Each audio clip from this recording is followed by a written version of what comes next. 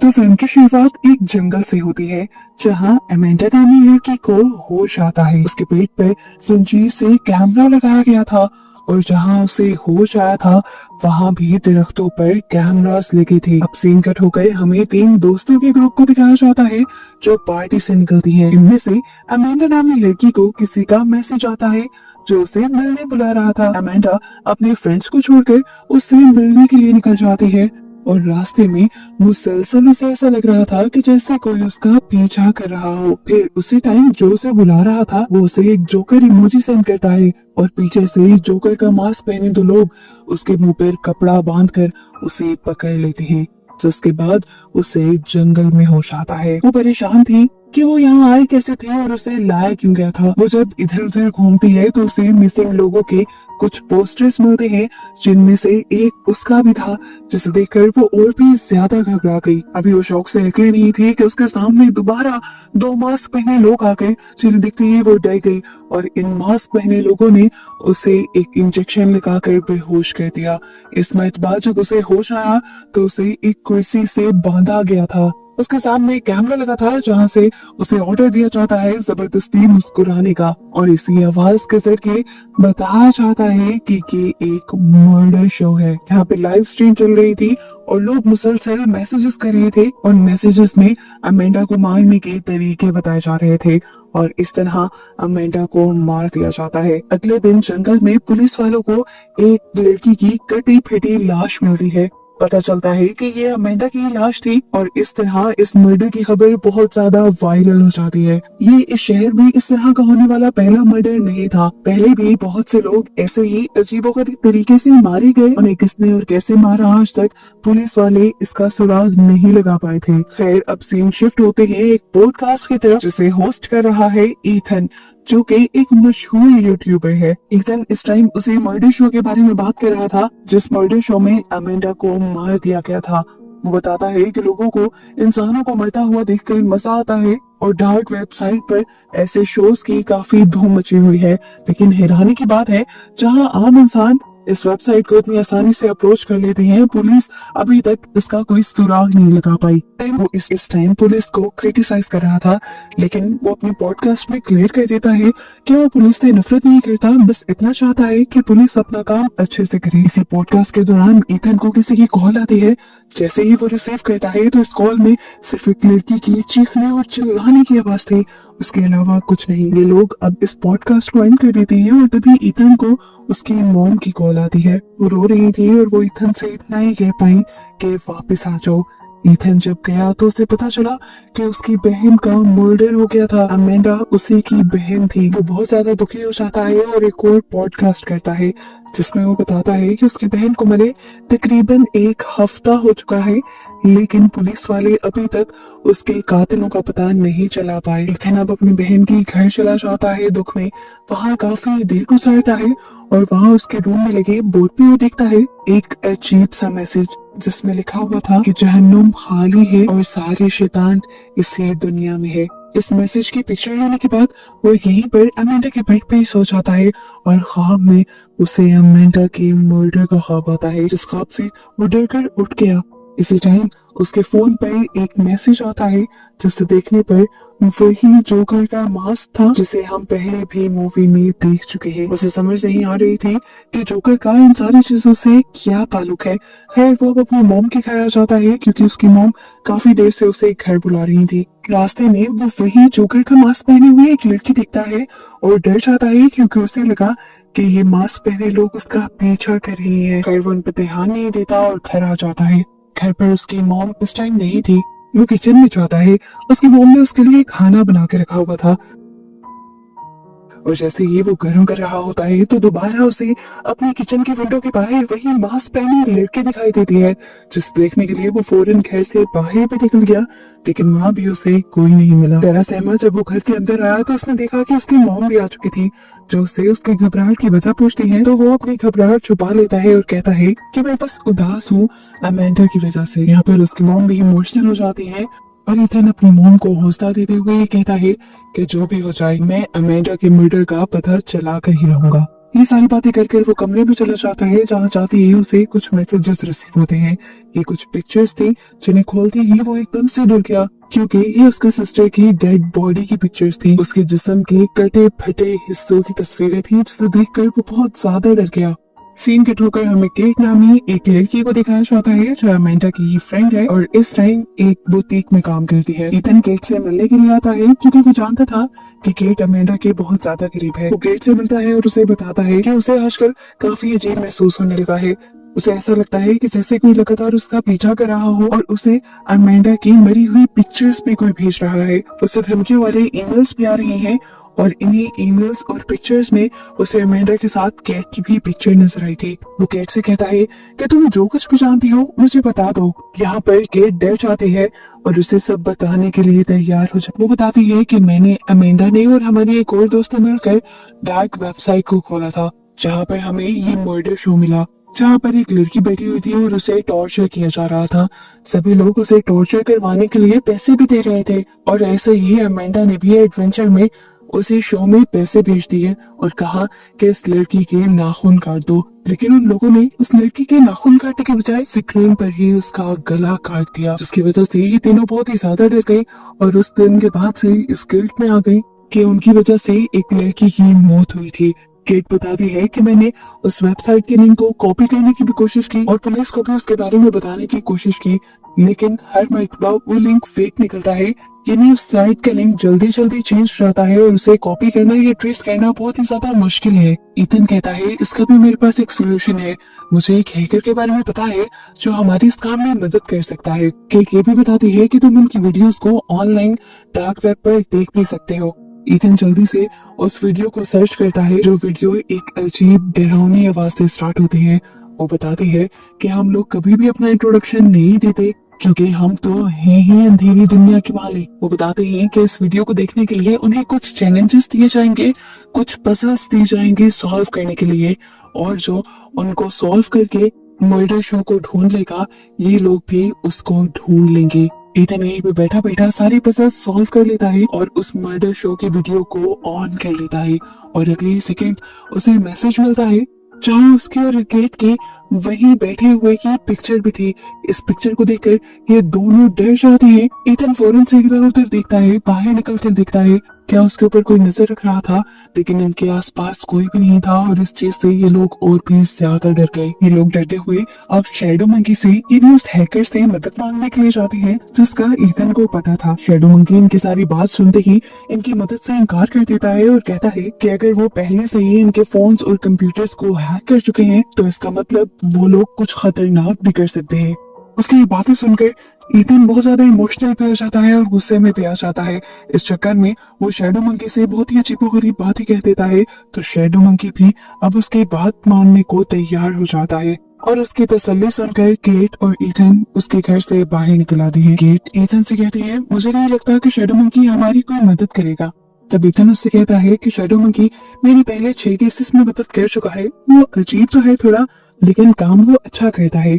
यहीं पर केट को याद आता है कि उसके पास एक डिटेक्टिव का कार्ड भी है जिसने अमेंडा की डेथ के बाद उसका इंटरव्यू किया था। वो ये कार्ड भी इथन को दे देती है। इथन इस नंबर पे कई मर्तबा कॉल करने की भी कोशिश करता है लेकिन या तो ये नंबर ऑफ जा रहा था या आउट ऑफ सर्विस। खैर अब इथन केट को उसकी बुटीक में छोड़ देता है जहाँ पर वो अपना सारा काम छोड़ कर आई हुई थी। रास्ते में ये लोग डिसाइड करते हैं कि सुबह होते ही वो लोग उस डिटेक्टिव से मिलेंगे जिसका कार्ड और कॉन्टेक्ट केट ने इथन को दिया है। बुटीक में जाकर केट अपने काम में लग जाती है और तभी उसे ऐसा महसूस होता है कि जैसे कोई इसका पीछा कर रहा है।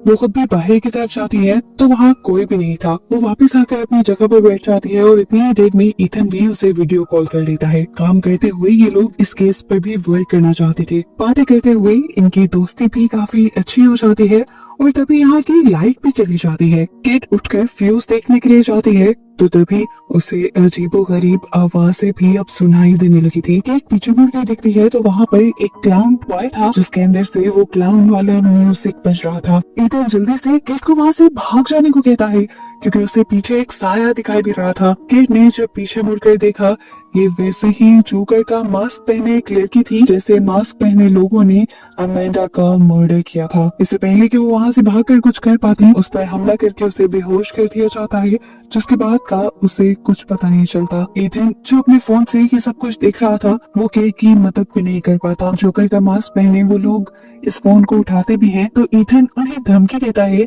कि मैं तुम्हें ढूंढ कर मार दूंगा, लेकिन वो तो उसकी बात को सुनते ही नहीं। यहाँ दिखाया जाता है कि जब केट को होश आया तो उसे एक छोटे से पिंजरे में बंद किया गया था और उसके सामने एक कैमरा लगा था। यहाँ उसे किसी की जाने पहचानी आवाज सुनाई देती है और उसे पता चलता है कि ये केट और अमेंडा की एक दूसरी दोस्त थी, जिसे भी उसे की तरह किडनैप करके यहाँ पर लाया गया था। ये दोनों डर रही थी और ये बात कर रही थी कि आगे इनके साथ क्या होगा, इन्हें तो पता भी नहीं। बातों ही बातों में यहाँ का गेट खुलता है और केट की दोस्त को ये लोग जबरदस्ती यहाँ से ले जाते हैं। हालांकि गेट रोती हुई इन्हें रोकती भी रह जाती है।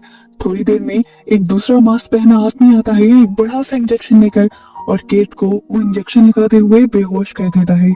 यहाँ पे हम देखते हैं कि इथन केट की मदद करने के लिए पुलिस स्टेशन पहुंच चुका था, जहाँ पे डिटेक्टिव साशा उसे मिल गए। ये वही डिटेक्टिव थे जिसका कार्ड गेट ने उसे दिया था। इथन उनको सब चीजों के बारे में बताता है, उन डॉल्स के बारे में जो वहां से मिलती हैं, जहां से लड़कियों को या किसी को भी किडनैप किया जाता है। वो बताता है कि जिस किसी ने भी केट को और उससे पहले उसकी बहन को किडनैप किया था, वो लोग जोकर का मास्क पहने अपने हुलिये छुपा के रखते हैं और ये सब डार्क वेब पे मर्डर शो के नाम से वो लोग दिखाते भी हैं। मैंने भी उस डार्क वेब को खोलकर उन वीडियोस को देखा है और उसके बाद से वो जोकर का मास्क पहने लोग मेरे भी पीछे पड़ चुके हैं। यहाँ तक कि वो तो मेरा पीछा करते करते मेरी मॉम के घर तक आ गए थे और मैंने केट की किडनैपिंग के दौरान भी उन्हीं लोगों को वीडियो कॉल पर देखा था। डिटेक्टिव उसकी सारी बातें तो सुन लेता है और कहता है, मुझे लगता है ईथन तुम्हें अच्छी नींद की जरूरत है, पता नहीं क्या उलफुल कहानियां बना रहे हो। सादा सी बात थी कि वो ईथन की कंप्लेन पर कोई भी एक्शन नहीं लेते।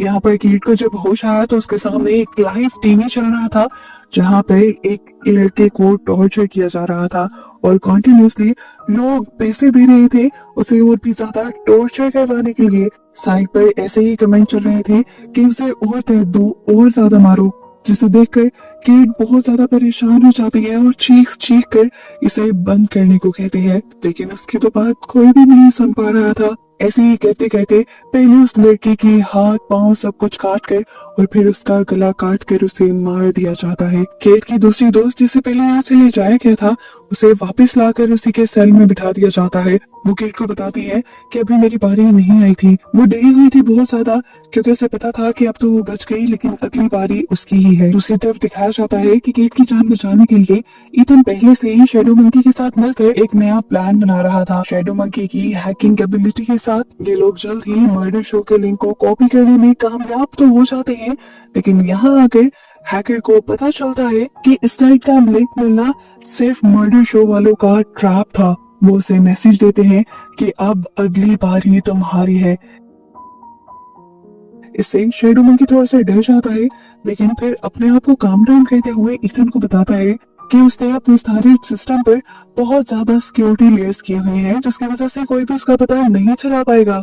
लेकिन तभी उसने रियलाइज किया कि उसका कैमरा अभी भी ऑन था, जिसकी वजह से ये लोग उसे देख पा रहे थे। अब तो वाकई डरने वाली बात थी। वो उठकर अपने बचाव के लिए गन उठा लेता है और साथ ही ईथन को किसी भी बुरे टाइम के लिए एक चाकू देता है। खैर ये लिंक कॉपी करने के बाद ईथन दोबारा पुलिस वाले के पास जाता है और उसे वही सारी कहानी सुनाता है, लेकिन पुलिस वाले अभी भी उसकी बात को सुनने को तैयार ही नहीं थे। दूसरी तरफ शैडो मंकी जो इस टाइम पार्टी कर रहा था, क्योंकि उसने उस साइट का लिंक हैक करके अपनी तरफ से बहुत बड़ा मार्का मारा था। यहाँ ईथन जो इस टाइम डिटेक्टिव से बैठा बहस कर रहा था, डिटेक्टिव जब उससे सबूत मांगता है और ईथन जैसे ही उसे सबूत दिखाने लगता है तो वहाँ पर सारी ही चीजें बदल जाती हैं, जिससे ईथन और भी ज्यादा घबरा जाता है और पुलिस वाले उसे आराम से झूठा साबित कर देते हैं।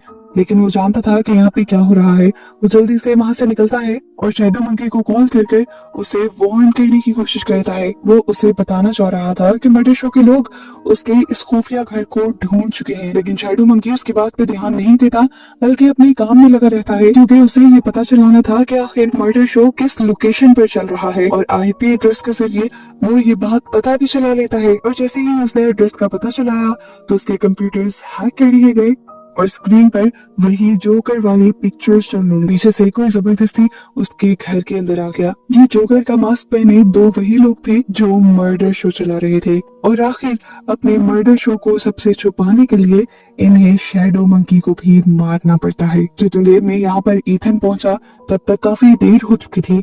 वो लोग पहले ही शैडो मंकी को मारकर यहाँ से जा चुके थे और उसकी तीनों कंप्यूटर्स की स्क्रीन पर मर्डर शो का इंट्रो चल रहा था। वो अब शैडो मंकी की तलाशी लेता है क्योंकि शैडो मंकी ने उसे बताया था कि वो मर्डर शो का एड्रेस कॉपी करने में कामयाब हो गया है। और फाइनली ईथन को शैडो मंकी की पॉकेट से वो एड्रेस मिल भी जाता है। बिना मकसद किए वो उस लोकेशन पर पहुंचा जहां उसने जाकर देखा कि किस तरह बेहोश हुए लोगों को ये लोग जबरदस्ती अंदर की तरफ लेकर जा रहे थे। ईथन को लगा कि वो सबसे छुपकर अंदर की तरफ जा रहा है, लेकिन वो नहीं जानता था कि ये लोग उसे पहले ही देख चुके हैं और अब वो उसे बेहोशी का इंजेक्शन लगाकर उसी जगह पर ले जाते हैं जहाँ पर पहले से ही केट और उसके दूसरे दोस्त को पिंजरे में कैद किया हुआ था इन्होंने। जब उसे होश आया तो वो केट के दूसरी साइड पर, जैसे ही उसे होश आया तो उसने भी अपने आप को पिंजरे में बंद केट के दूसरी तरफ पाया। इनके सामने एक तस्वीर चल रही थी जहाँ पर केट और एमेंडा की दूसरी दोस्त को बिठाया गया था मर्डर शो में टॉर्चर करने के लिए।